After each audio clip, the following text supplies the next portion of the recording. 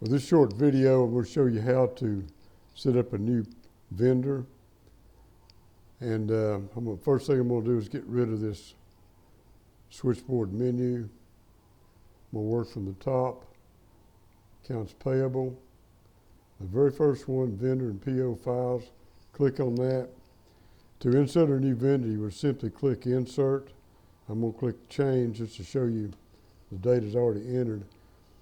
Only a couple of fields are critical, and that's the company name, which will be here, and the abbreviation for that company. This one is vitally important because it's how we separate all the inventory items from each other.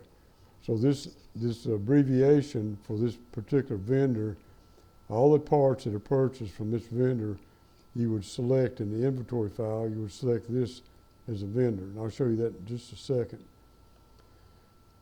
Once you've entered that, just close it, exit out.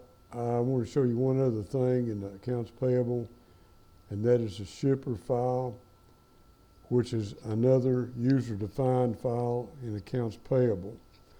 You can have as many records to identify the various shippers you might have, and each time you place a purchase order, you would select one of these shipping entities for that shipment.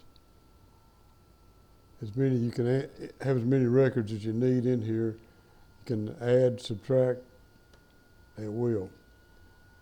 And to show you what I'm talking about on the vendor file, we'll just pull up an item, pull up this washer or this nozzle, click change.